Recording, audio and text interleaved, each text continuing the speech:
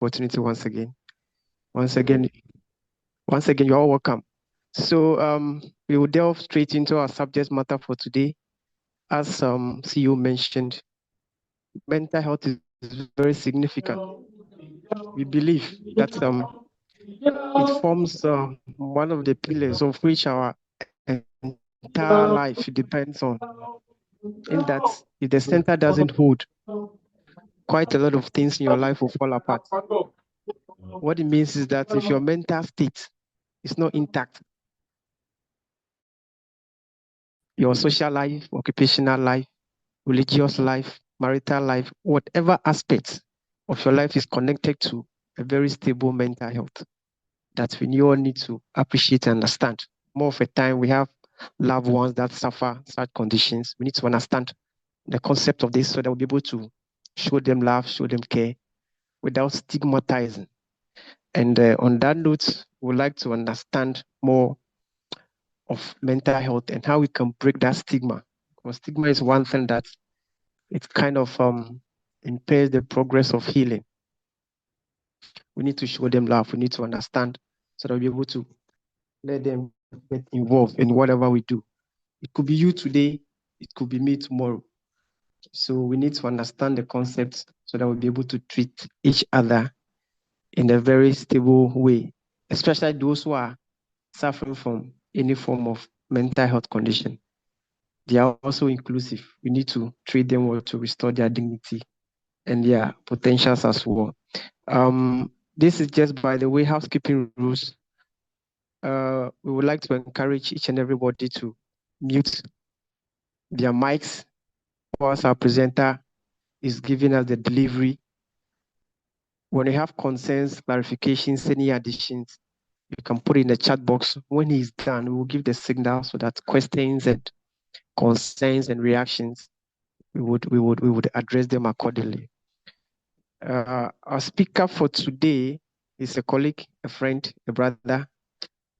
We played back way in tertiary, and when he's in the goalpost for me, my clean sheet is assured.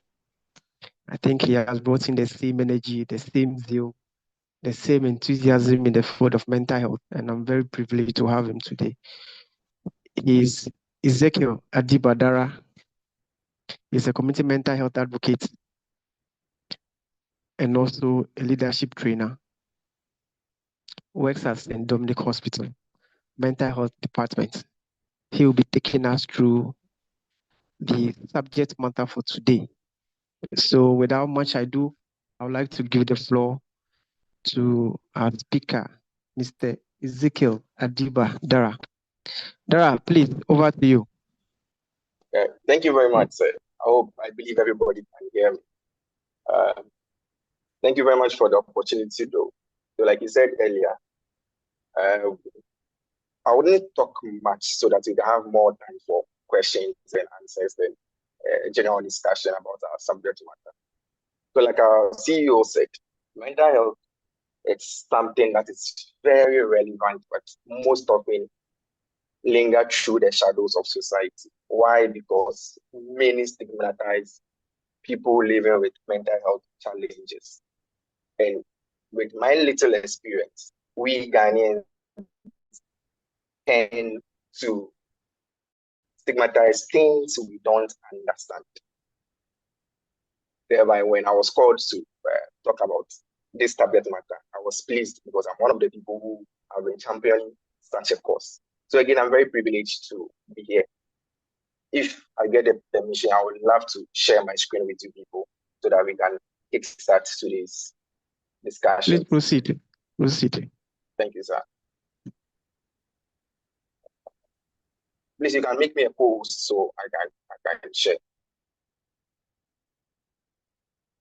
Brian, kindly make him a co-host for me so that he can share his screen.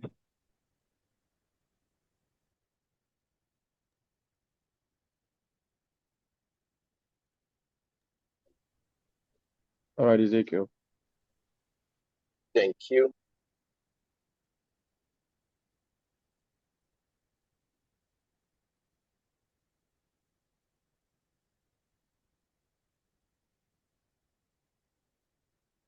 So I guess. Please, can you see my screen now?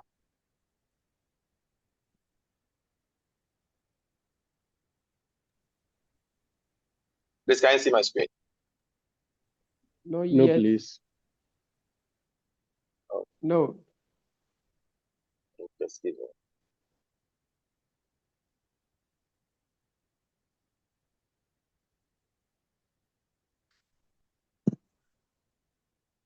Please, how about now? Still. Please, can you see now? Still, you can't see. Not yet. Yes. Yes. Okay.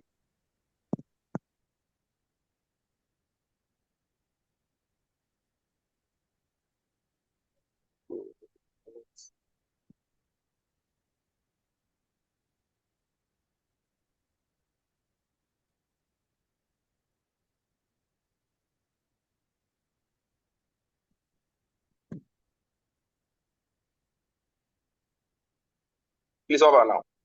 Yeah. It's visible. Okay. I'm ready to take off. Okay, thank you very much. Okay, so welcome everybody. Like I said earlier, I'm going to be very brief so that you can have more time for questions, answers, and discussion. So our subject matter is more of breaking the stigma in the bracket, understanding what the concept of mental health is in our community or in our country, Ghana. So just by way of outline, we'll go through some common misconceptions. Like I said earlier, people tend to stigmatize people living with mental health because they don't understand what they are going through, or they've heard certain things about mental health that they believe that is the truth, but in actual fact, that is not. So we'll deal with some common misconceptions that is going around. We'll talk about the current trends of mental health, like the prevalence rates and the epidemiology of mental health. Then we'll zoom into the importance of mental health for our overall well-being. We'll talk a little about the causes of mental illness. We'll discuss some of the warning signs and the latter signs of mental illness. Then we conclude by learning how we can reduce stigma at our own level. So to start with, some common misconceptions. Now, the very first misconception out there is that mental health problems are rare. But in reality, that's not true. Mental health conditions are telling us that just last year, 2024, that 1 out of 6 people worldwide are affected by a form of mental disorder. 1 out of 6 people worldwide. So if you count, I think we are about 17 on the Zoom right now. If you count 6 people, 1 out of the 6 people, it's likely to be suffering from a form of mental disorder. Yeah, nearly 2/3 of the people who are suffering from that mental disorder have never sought for help. And if you read further, they'll tell you that it's more of men. Men usually don't seek for support when they are going through any form of mental health conditions. So one, mental health problems are not rare. Mental health problems are very common. And when we get to the prevalence or the trends, we'll get to understand this better. But let's keep in mind that mental health problems are not rare. They are very, very, very common. Just like malaria, just like typhoid, just like any other physical condition. And now, number two, there's a misconception that people with mental health issues are violent and are very unpredictable. Now, the reality is that majority of the people with mental health issues are more likely to be violent than anyone else. In fact, the people who are suffering from these mental health issues tend to be the victims of violence because people already have that fear. People already have that hatred in them towards people with mental health issues. So when you see people with mental health issues, people tend to act violently towards them. For example, you are sitting in your house comfortably with your children or your wife, your husband, your siblings. When you see, in quotes, someone who is mentally challenged passing right in front of the house, you can imagine what you do towards that person. If, for instance, the person coming close to your family, we don't take care, you take stones and hit the person, or we take sticks or hit the person, or throw water at the person. So the misconception that people with mental health issues are violent and unpredictable, it's not true. It's that's the so-called normals, are the ones who rather act violently towards people with mental health issues. So one, mental health issues are not rare, they are very common. Two, people living with mental health issues are not violent or unpredictable. They are rather the victims of such. Number three, mental health issues are not contagious. Mental health issues are not contagious. So I had an experience the other day. I was watching football somewhere and someone had an epileptic attack. And all of a sudden, everybody around the person fled. Everybody was running away, leaving the poor, innocent patient lying down quietly. So I was about approaching the person to help the person, and they were shouting, and found mental health or mental illness, it's not contagious. If I should touch a patient having a form of mental illness, I'm not going to contract the same condition.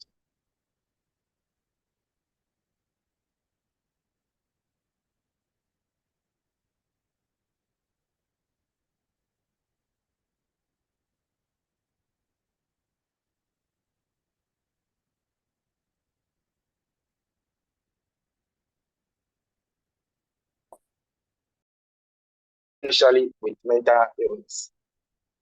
Again, mental illness, it doesn't occur because someone has committed a sin or someone has done something wrong. That's why the gods are punishing the person.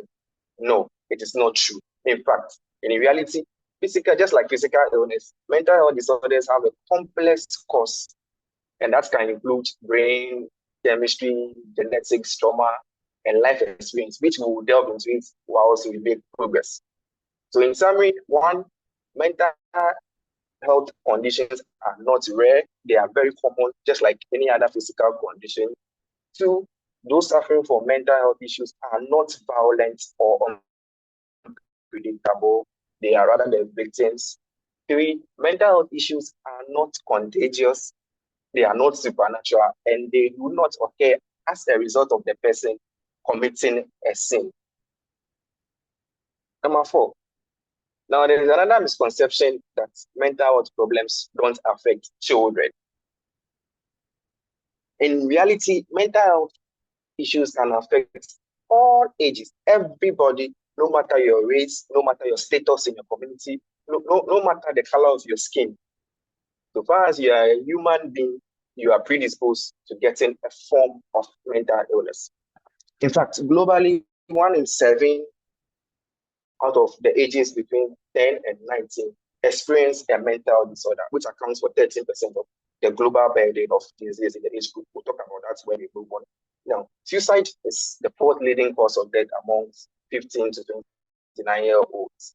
All these figures are just trying to tell us the reality that mental health problems affect everybody, including children, including adolescents, including the aged, including presidents, including nurses, including doctors, including farmers, teachers. Everybody can have a form of mental illness.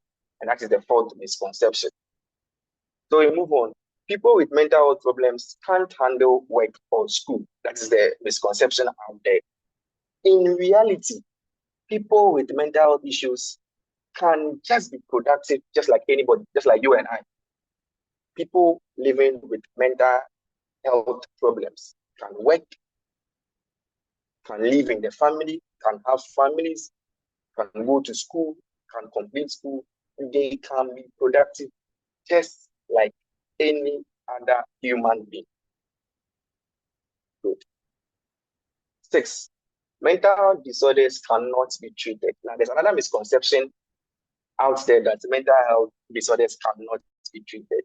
So like I always say, just like the physical conditions, like malaria can be treated, typhoid fever can be treated, hypertension can be managed, diabetes can be managed, cancer can be managed. It's the same thing when it comes to mental health. Anxiety can be managed, can be treated, depression can be treated, schizophrenia can be managed. So we have levels of mental health conditions. So mental health conditions can be treated, mental health conditions can be managed, just like any physical disorder. Now, the current trends of mental health in the world and in Ghana. We've already talked about what WHO says about the world. Now, let's zoom into Ghana.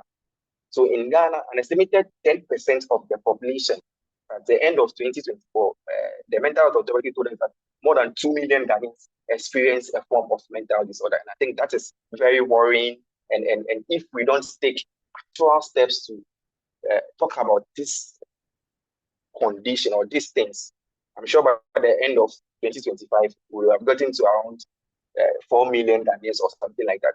Now, we are saying that out of the 10%, 3% of them are having very severe form of mental illness, and 7% ranges from the mild to the moderate one. If we are bringing this down, in Ghana, if you take 5 people in the population, 1 person either is living with a form of mental condition or stand a chance of getting a form of mental health condition. So like I said, the current projections indicates an increase over the coming years if nothing is done about it.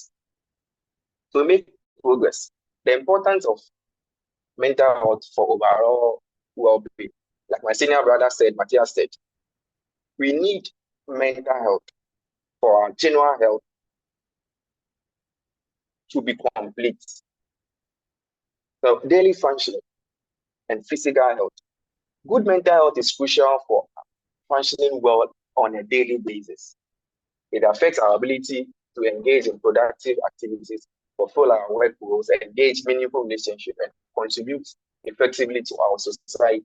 So mental health is very important for our daily functioning as people or as individuals in the society. For our physical health, there's a strong connection between our mental and our physical health. Poor mental health is associated with an increased risk of physical health problems like heart diseases like stroke and diabetes. Vice versa, poor physical health can increase the risk of an individual developing a mental health problem. So our mental health is very important for our daily functioning and for the maintenance of our physical health. Again, mental health is very important when it comes to our relationships and our social connections, as well as our economics or our finances.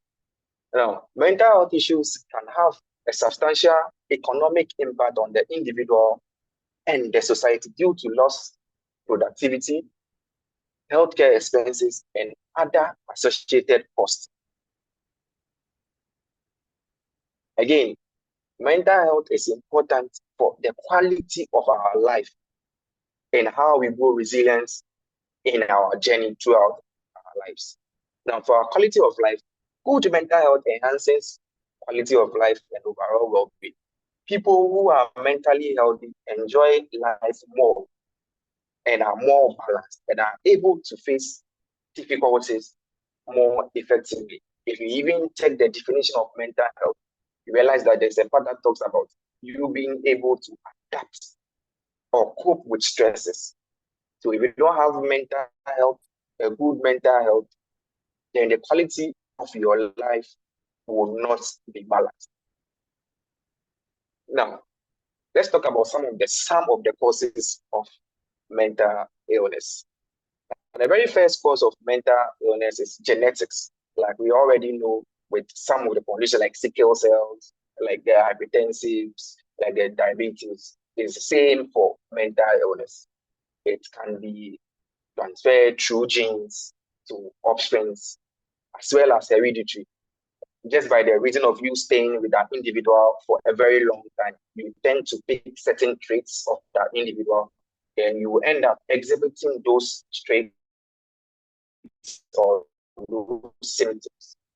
Now, trauma, which can be either physical or psychological, I will focus on the physical trauma over here. Those who use motors without helmets, like that, trauma to the head. Now, new biochemical factors like the imbalances in the neurotransmitters, abnormal brain structures can also cause forms of mental illness. Now, the risk factors, stress in this present age and time, where money is becoming an issue for all of us, where there is disappointment here and there, where there is no trust. Stress is one of the main causes of mental illness in this age and time. Psychological stresses, disappointments, loss of a loved one, failure in examination, loss of property, you have been scammed, you invested your money in a business, the business failed, you saved at the bank has collapsed, you invested. I remember seeing a patient who went for a loan close to 2 million Ghana cedi for, I think, a wheat farm or so. Some few days to harvesting, there was fire. The whole farm got burned. He tried committing suicide, but God being so good, he didn't die. So stress, it's actually killing most of us, if not psychologically, then physically, because it's also causing a lot of physical disabilities or physical illnesses. Drug and substance, number two cause of mental illness currently in Ghana, drugs and substance. All over social media, all over the news, we hear drugs like when in red, tramadol, codeine, marijuana, for all those things. Excessive use of that can actually cause mental illness. Poverty indirectly can cause a form of mental illness. Now, infections that involves the brain, like cerebral malaria, like meningitis, like encephalitis, if not treated well. I was telling someone the last time that even our common syphilis, our common gonorrhea, if not treated well, can graduate and actually give us a form of mental illness. Poor nutrition, especially amongst our young ones, the under 5s, the under 18s. We know those people need more proteins, more vitamins to help their brain develop very well. So when they lack those nutrients, growing up becomes very difficult for them. Now, what are some of the warning signs of mental illness? Now, before the person just busts out and comes on the road, stripping himself naked, shouting, there are signs that will indicate that this person is changing. There is something actually going on with this person psychologically or emotionally. Most of the warning signs, we either ignore them or we don't see. We only see when the person becomes aggressive, when the person starts running up and down, when the person starts stripping. That is when we pay attention to the person. But there are actual warning signs that show. One, neglect of personal hygiene. I.e., bathing, grooming, dressing, brushing of teeth, trimming of nails, ironing of the person's dresses, how the person dresses his room, cleaning of the house.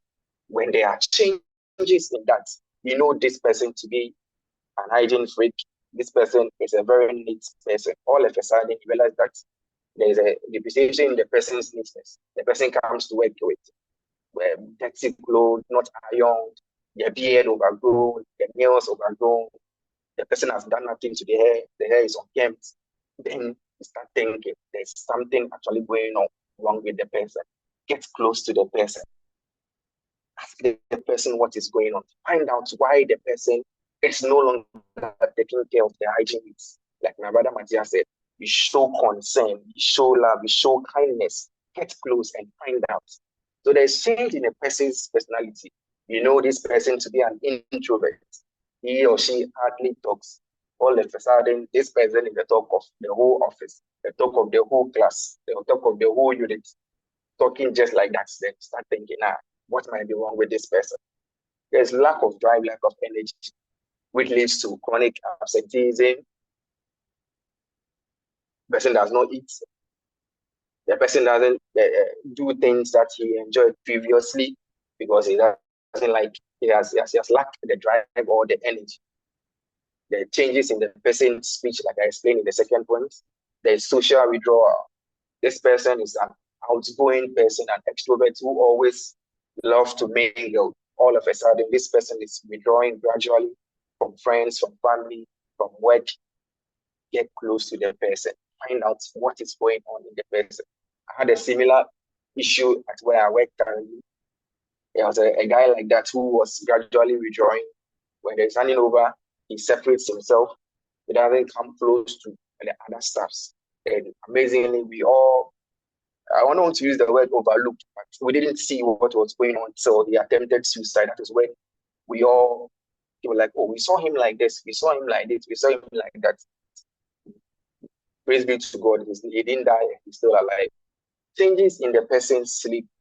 Either the person sleeps too much or the person sleeps too less. These are some of the warning signs that are supposed to prompt us that the individual we are working with, the person we are staying with, the person sitting next to us in the bus, in a class, at workplace, or in the family, is gradually leading or moving away from the normal self.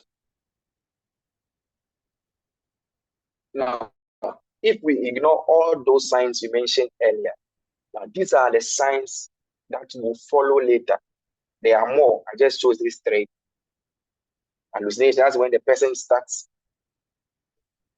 perceiving things wrongly, either hearing voices or seeing things that you and I don't see, or claiming things calling on his or her skin. Delusions, the person have strong false beliefs that you cannot change with logical reasoning. Aggression, agitation, either verbal aggression or physical aggression. The person strips naked, starts running out of the house. These are some of the signs of mental illness that we are supposed to know, so that when we live in a family, at the workplace, or in school, or wherever we find ourselves, let's know ourselves, let's know our normal selves. So when there's a deviation in the person's normal way of life, immediately we jump in and we act accordingly. Now, how then do we reduce the stigma after all that we've heard? Educating oneself and others, like we are doing now. We've talked about the misconceptions, we talked about the causes, we talked about the warning signs, we talked about why it is needed for us to have a good mental health. So we should carry this education out there. Let's educate others, our family, our friends, our colleagues, people around us. Let's educate them that having a form of mental health issue, it is not the end of the person's life. And having a form of mental illness doesn't mean that the person can't function right in their family or at the workplace. Having a form of mental illness doesn't mean that the person is no longer a human being or less of a human. Let's educate ourselves. Let's educate others. Speak up and challenge stigma. I had a client who's an epileptic. He told me that in his house, everybody eats jollof, any other food, but he only takes in banku and raw pepper. The pepper is only pepper and salt, no tomato. Then Kita school boys. That's what he eats in the evening. In the morning, kondo cocoa. That's what he takes. Whilst the other members of the family eat whatever they want. So I asked the mother why. The mother told me that they went to one herbalist and the herbalist said the child shouldn't eat anything apart from kondo, Kita school boys, and pepper.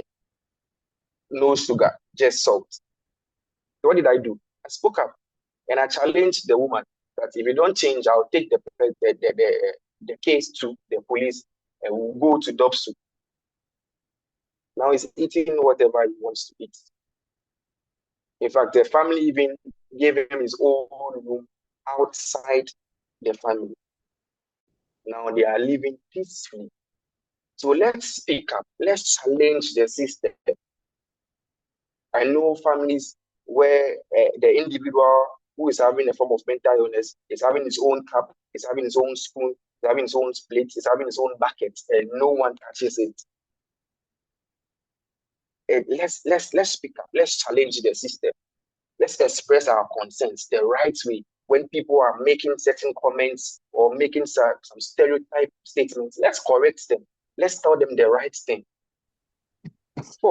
Three, let's show compassion to those who have mental illness. Like my brother said, let's show empathy, let's show compassion, let's show kindness, let's help them. They need help. That is why we are there for them. Let us be there for them. Don't let us push them away. Let's get close to them. Let's embrace them.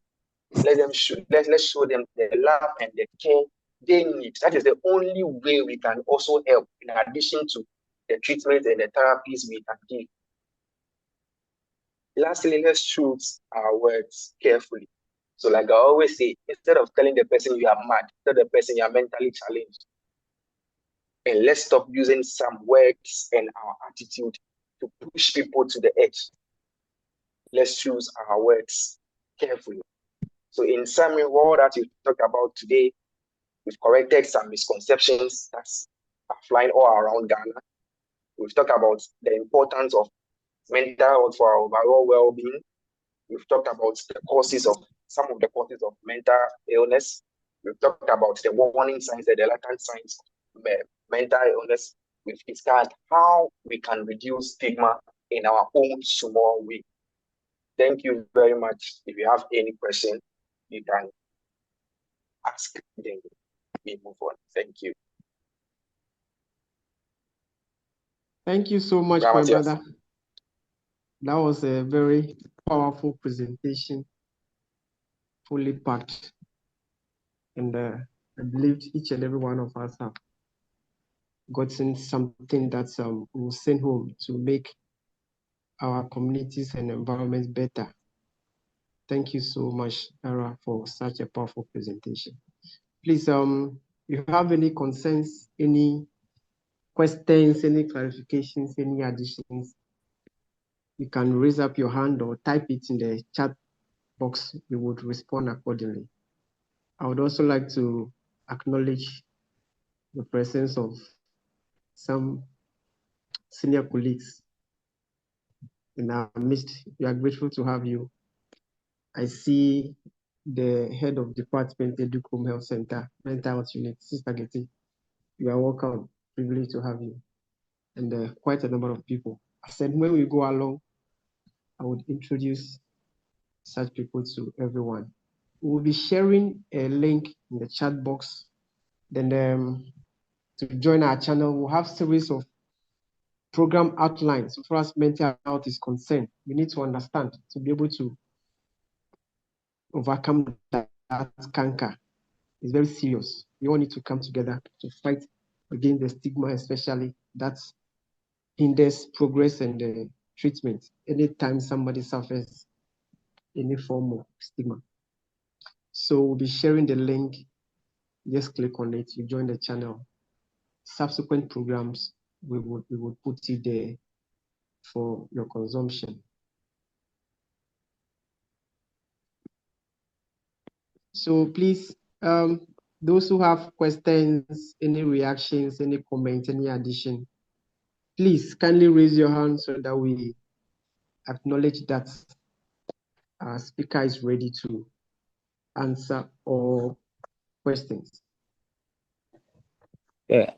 Hello. Yes, please. Good evening. Good evening. Thank you for this presentation. There are one or two questions I would like to find out or answers to. With the trend that is in the area of population, I don't know if I had the figures right. 10% of the population are facing with mental health issues. I don't know if that is right. Okay, thank you. Dara, okay. kindly. So if it is right as 10% of the population are facing a mental health issue, this one, is it a survey that they are generalizing or it's a real case that they are reporting? And if it's a real case that they are reporting, what is Mental Health Authority doing about this one? Because it means that when you put 10 people or 10 health workers in a room, one of them is having a challenge, mental health issue. So it's very a worrying situation if the figures that I am seeing or what I saw is right? That is the first question. So I don't know if I should wait for the first question to be answered or I should put out all the questions.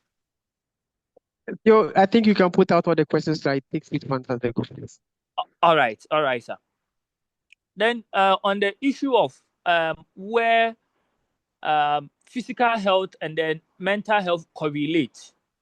So are we saying that, for instance, if someone is having any NCDs, for example, a diabetes, hypertension, or a blue ulcer, any condition, are we saying that this person is likely to be affected mentally? And then if it is so, in what sense can you give more explanation into this area?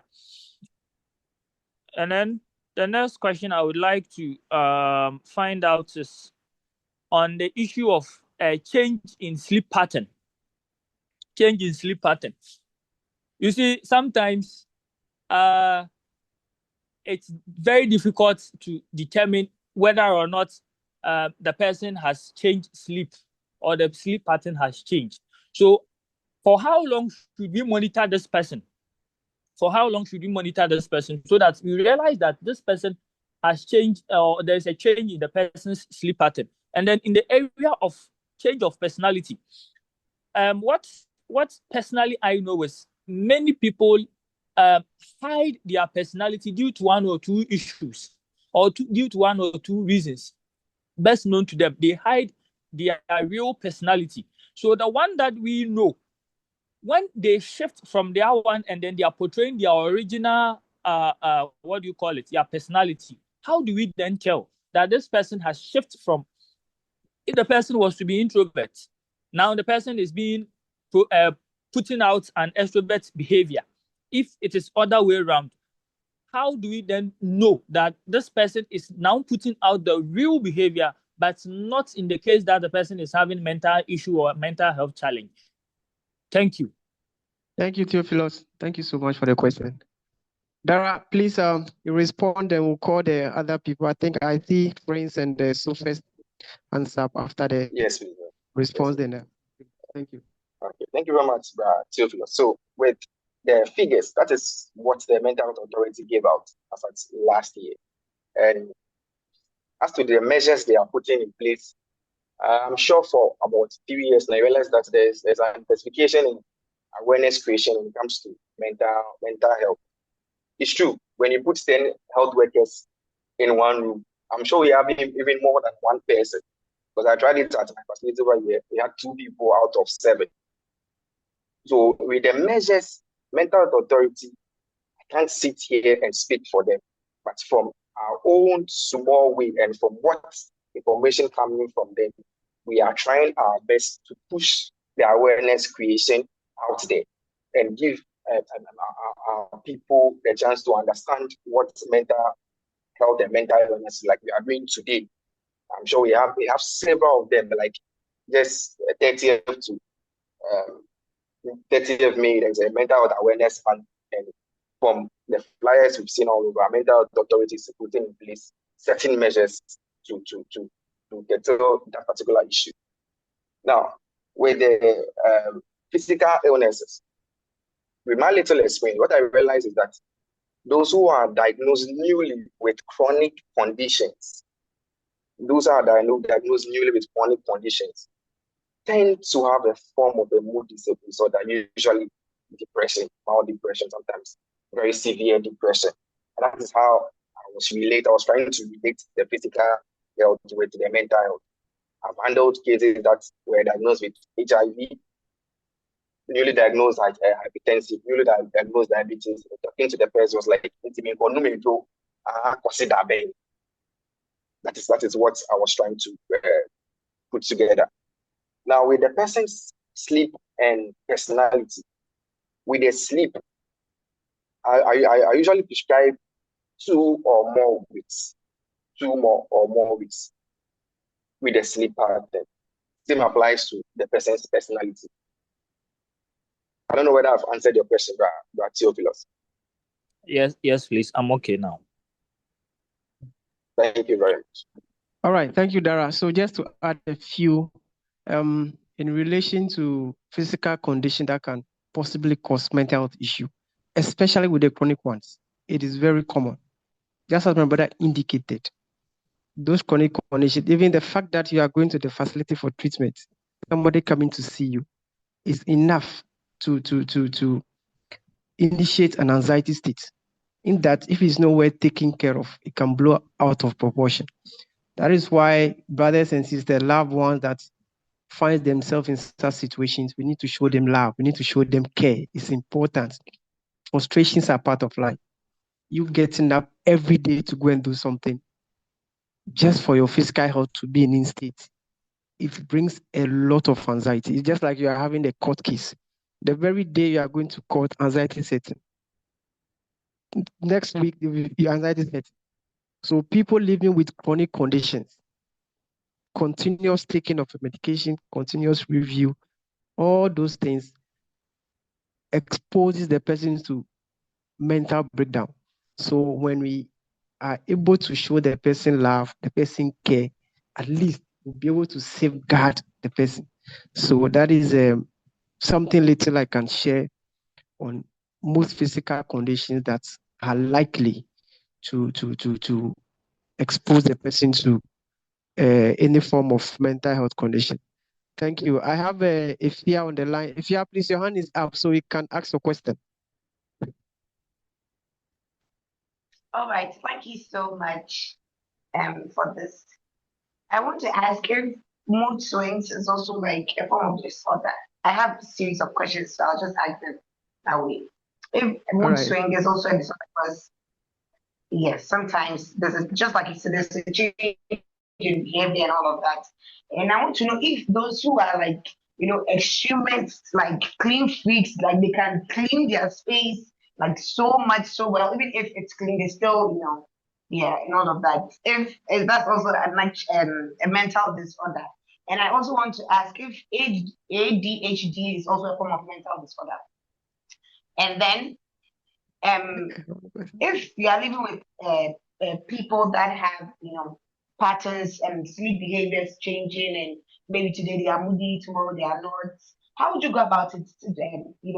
Asking them to go with you to the hospital without them feeling like, as a cafe, it's a bit more junior. How would you go about it?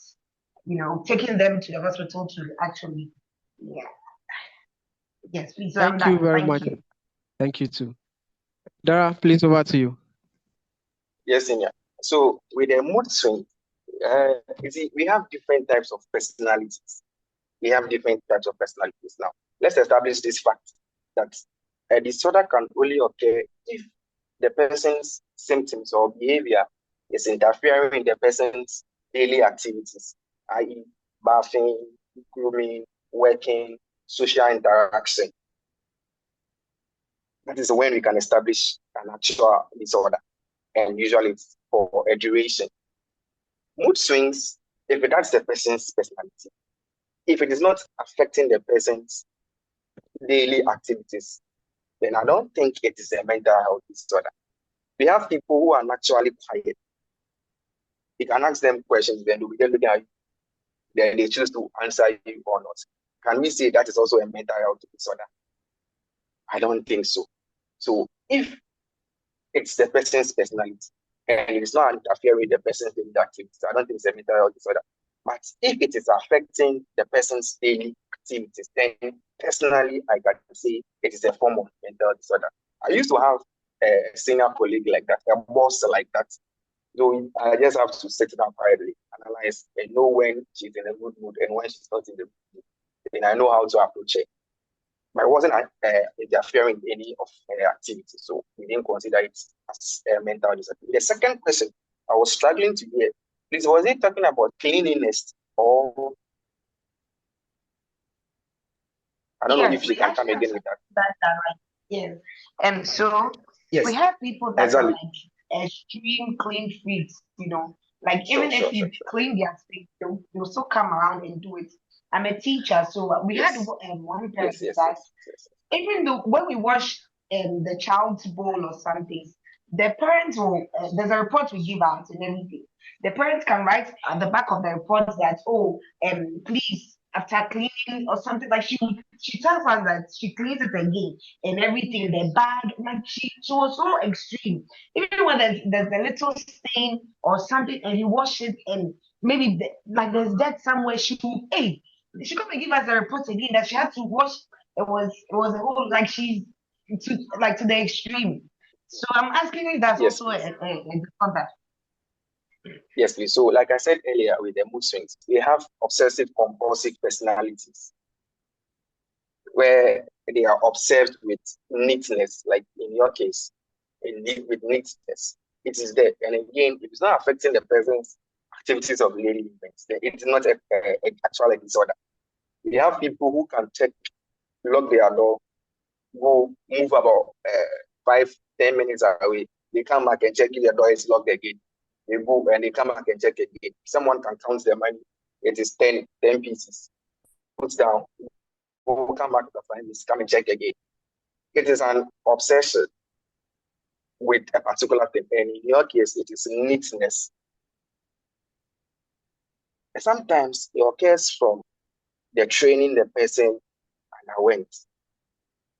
Sometimes the ones I have seen, it was because of the way the person was brought up. The person comes with 2 neatly ironed handkerchiefs, one for cleaning the face, other for cleaning the hand. If the person should touch the handle of the door, the person will come wash their hand, use sanitizer before the person will sit. If the person sits down and stands and you come sit on it, the person will clean. So it is the person's personality. And again, it is not affecting the person's activities of daily living. We can consider it as a disorder. ADHD, attention deficit hyperactivity disorder, it's a form of mental illness or say mental health disorder, usually beginning from childhood into adulthood. So that one, it is a form of mental. So like I said, it's attention deficit hyperactivity disorder. So how do you live with someone having a mental health challenge? The very first thing you can know is that the person won't accept help. Like you were saying, go to the hospital. I doubt if the person will agree to go. Most of them reject help. So how do you live with them? You live with them like you live with every normal person. You show love and care, and always making sure that you are safe. You show love and care. Keep on encouraging the person. Keep on preaching the hospital or seeking help to the person. You don't force help on the person. You just keep on encouraging the person. Seek help. Be there for the person. Show love, show kindness, and just continue with the person. Or you can go to the health facility closest to you and report it to the mental health unit over there and let them also pick it up from there. I think that's the best I can say. Brother Matthias. Yeah, thank you, Dara. Thank you so much. I hope my dear lady is well answered. Just to add a little. So with the mood swing, each and every individual is entitled to feel anyhow, whether good, have good feelings, bad feelings, feel frustrated, what have you. But the outcome that will stem out from such a feeling will determine whether this person is really stable or not. We cannot restrict you from how you feel. So in the line of mental health, they'll look at, has the person lost contact with reality? This is real. This is what we are seeing. This is the norm. Has he or she lost contact with reality? If those things are evident enough, we can easily say this person might be suffering from any form of mental health challenges. But for the mood feeling, the mood swings and stuff, you could have it. But is it affecting your daily life? Is it putting you at risk and even those around? When it begins to have all those issues on you, then we can say this person could be suffering from any form of mental health problem. But where mood swings are not affecting the person's life, those around, and he hasn't lost contact with reality, It could be just a normal reaction of which you and I can go through. We can react to every situation. But the behavior that stems out from such a mood, which is our emotions, is the thing we need to look at, whether the person has really lost contact with reality or he or she is on the right path. Thank you very much. I have Brother Prince Boahin on the line. Prince, your hands is up. You can kindly ask your question.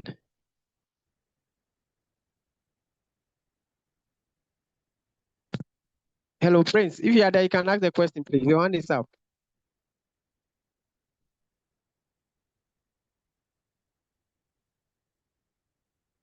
Sorry, please. I just want to add little things about it. I'm currently Please. in the UK.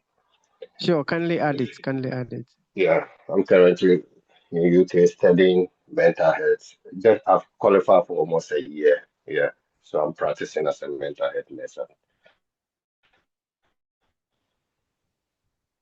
That's as of nice. now. Grateful. Yeah, sorry for delay because listening to much of much of the That's thing. But nice. That's well, nice. I think the Dari also he made a good point, which a good awareness to all of us.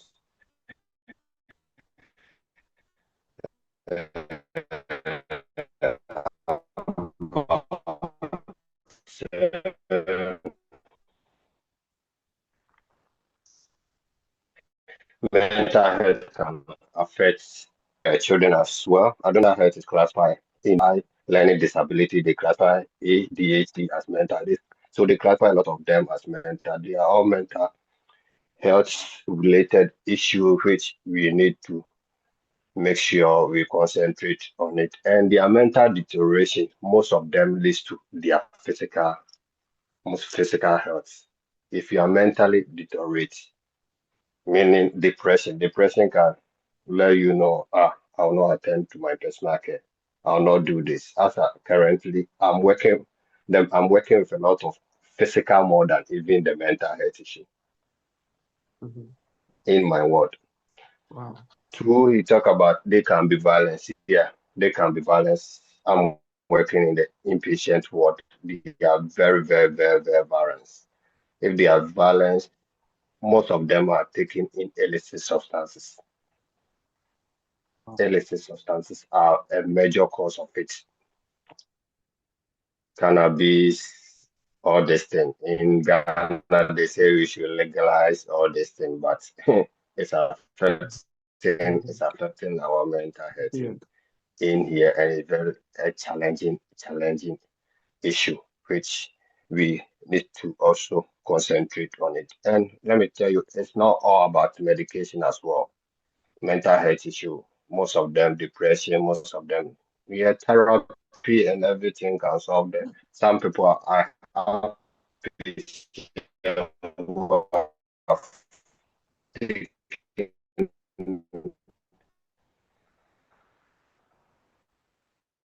medication, lots of medication, but it couldn't help them. Although we therapy, if someone is going stress out, I need to stay away from work, go on holidays, enjoy your holidays. Not all about work, which can also affect your mental health. So you need to have time for yourself. You need to have time for your family. You need to have time for each and everyone. Stress-free environment. That is also a major problem. So as Dara was saying about their physical health is a major part, major situation that we are encountering on. When I was even studying the misconception, let me come to the misconception about people studying the mental health. People say, oh, no, I'm not going to do mental health because when I qualify, when I'm working on the ward at this age, it will affect me. It will affect you. And everyone, we in this group here, we can have it. It's not about anything. It can affect you once in your life. In your life, mental health can kick you. So it's not about you doing it. So in my cohort, we are just only 12 people who study mental health because of their misconception. Oh, it's spiritual thing. I have to change them. I've seen in Africa, the sometimes they have to handcuff them with chain and the rest, which is some people. Oh, I'm sending them to a pastor to pray for me, because it's a spiritual thing. No, no, not all thing, the mental, not mental health is not spirituality. I like that point as well, Dara. Thank you. It's not a spiritual thing. It can happen to you. Once you are a human being, you have blood, you have everything. It can hurt affect you. So that misconception, that stigma, this thing we from it. I'd rather leave you here. Next time I'll try and enjoy and have a lot of contribution just because I have to go Thank to you. work. So We are all grateful. right, thank you for the awareness. Thank you so much, Brother Prince. We are grateful for your inputs. It's well noted. We will also contact you and see how you can bring your knowledge from foreign land Yeah, and see how you can yeah, also help. yeah. So I'm raise really looking for awareness. it. I'm really So looking to come and study much into Ghana. Although I'm from Ghana, but I didn't do. I was a qualified teacher in Ghana. wow, Yeah, that's and a just applied to fifth come and step. study MS in mental health. So I don't know much about it in Ghana, but I know much about, and it is the world. Yeah, it can be the estimate of 10%. It can be more because this foreign land, I think they have mental issue more than our place. Yeah, they have mental Thank issue you. more than our place. So Thank you so much. I'll just Thank leave you. you. So we will get in touch and do a lot of Sure. things, which Thank you I'm for the looking input. forward to it. Yeah, Thank you. We are definitely grateful. I'll be in Ghana just for this thing to also study with you guys. We are grateful. Thank you so much for your Thank input. you. Thank God you. bless you. All right. I see another hand. I think God never fails, but the hand is down. I don't know if he's still online. The name I say is God never fails. We're Yes, about to wrap I'm up. online. All right, please, you have the floor. Okay. Our preceptors, we thank you very much for such wonderful presentation. Say you and Mr. Dara, in fact, you've read down well. Pertaining to mental health, in fact, we've been having a lot of challenges to deal with, which we have been trying hard. But nowadays, if you come to our community, most of our challenges is about this drug abuse, which we are not even aware of it. Most of the times, what I usually see around my community is when the guys take the drugs and they come to you and for medication, and you try to address them and solve the problem for them. What I usually see that when they go back, they understand and nod their head as whatever you say has entered into their head. But before you realize, the person will call you again. But in fact, it's a very big challenge to us. So, such case, what should we do? You've tried our best to be able to administer medication, counsel the person about it, and the person will go again and do the same thing and be calling you, be putting pressure on you. So this is a very hectic problem to me, actually. So as a panel, I just bring it so that you people should suggest what should I do in case if such thing comes again. Thank you very much. Thank you too. Thank you, my brother. It was. Yeah. Yes, boss. You see, one thing I realized in my little experience is that we do counseling without including the actual withdrawal symptoms an individual will experience, both physical and psychological. So we just do the raw counseling. Oh, wow, no trauma, liver,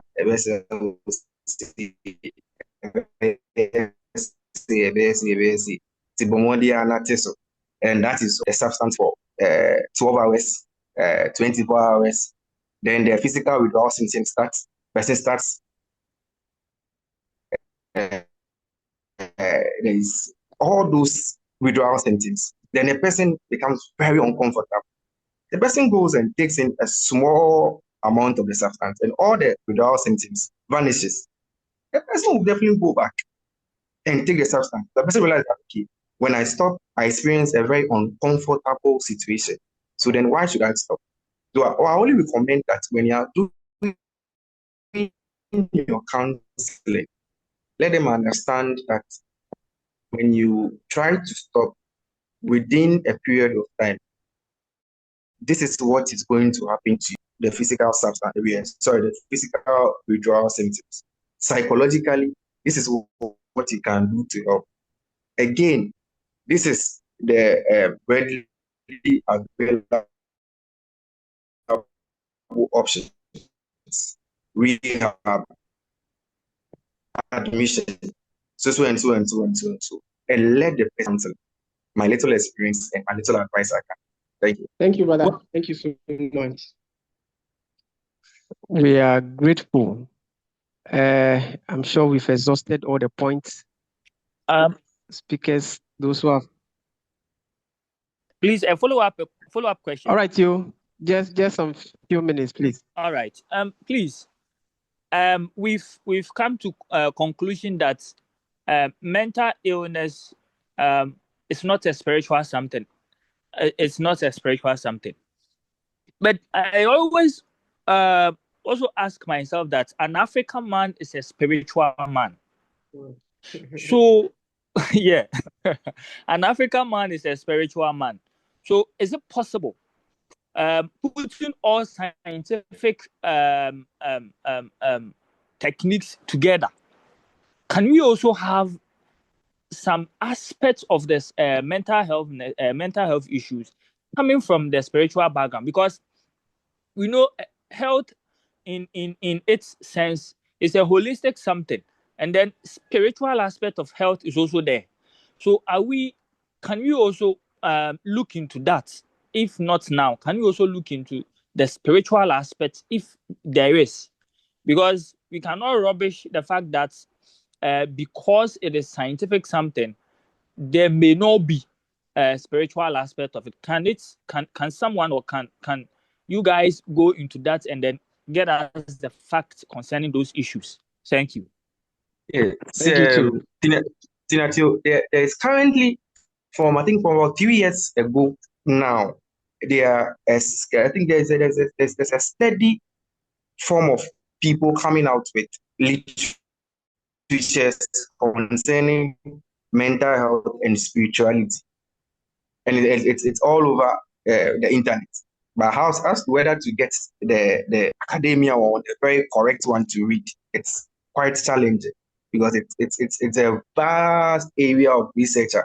Currently, people are venturing into it. So I'll contact Matthias and get your contact after this, and I'll forward some of the literatures to you, so you can also read through. All right. Thank you so much. Please, we would like you guys to continue with this, at least, if not for anything, a month. One a presentation at least a month will do. If not consistently, we will love it. Thank you for your suggestion. We'll consider it. It's in the pipeline. Don't worry, okay? Don't worry. So just to add a little to what my brother said, it is true, just as you said, we cannot take spirituality from the individual. That is why Mental Health Authority Ghana, they come up with the issue of including each and everybody in that individual's life in the treatment and care of all mental health patients. So they have to do our part as health professionals And whatever belief the person shares in, the shrine, the church, whatever, we need to collaborate so that we'll be able to give the person the best of care. But distinguishing that away, we can't take it out. Yes, they do say Africans are spiritual people. We cannot take away the person's religion from. So they always encourage that this kind of collaboration to exist, whilst the health professional do their part in terms of treatment and care. The spiritual aspect also do their part. However, both teams need to come together, understand the concept from each angle. This is so that it wouldn't be like what the health professionals are doing is against what the spiritualists are doing. But when both parties come on board together, to understand patient problem, we'll be able to provide some kind of healing and comfort for such an individual. So we always encourage to involve spirituality in the care and management of mental health patients. Probably in our next meeting, there has been something that has gone on in my community way back. It was very helpful. Some faith healers allows the care from health professionals to those are the spiritual camps that it has yielded some kind of results. So let us not try to separate the two. We bring the two together, both parties on board, and see how best we can help our brothers and sisters suffering from such conditions. I'm very grateful for your time. I think time is fast spent. Oh, yeah. Thank you so much, Dara. God bless you for such a powerful presentation. And just as our brother suggested, we have quite a number of topics in the pipeline. We put the link there. Just join each and every month. Next month is Mental Health Awareness Month. We will try and get a topic to discuss. Whilst I believe getting to understand the concept of mental health is a good way to go to be able to battle that kind of canker. If we all have the idea and the knowledge and understanding, we'll be able to help each other in our homes, in our community, in our workplaces, wherever we find ourselves. God bless you all, and may we have a fruitful day. We'll be sending some information for evaluation. Please, when it comes, just do your post. We need your feedback to be able to improve on what we have done. I would like to call, I have my sister, Hi, Morrison. sorry, is it possible to actually get the slides? Yes, sir. Yeah, we'll make arrangement for the slides. Dara, kindly make arrangement for the slides, okay? Before Morrison gives us the closing prayer, there are a minute or two. Kindly, you can inform ladies and gentlemen your social media handle so that they can follow you. Our speaker is doing very well when it comes to awareness creation on mental health. So Facebook, TikTok, and what have you, you can find him. So there are a quick one so that they can follow you and they get more insightful topics on mental health. Yes, please. So on TikTok, official Stigma. I've put the name on the chat in the chat box, and then on Facebook too. So you can follow me there. Thank you. All right. Yeah, thank you so much. Thank you. Morrison, can you give us the closing prayer, please? Yes, sir. Father, we thank you so much. We bless your name. We thank you for how far you brought us and giving us the opportunity to learn something new. We pray that, Father, help us and keep us in knowledge that anytime we meet, we may share and also help to advocate for those in need of our service. We thank you and we bless your name. In Jesus' mighty name we've prayed. Amen. Amen. Thank you. May we have a lovely night. Till we meet again. God bless us all. Bye-bye. Amen. Bye.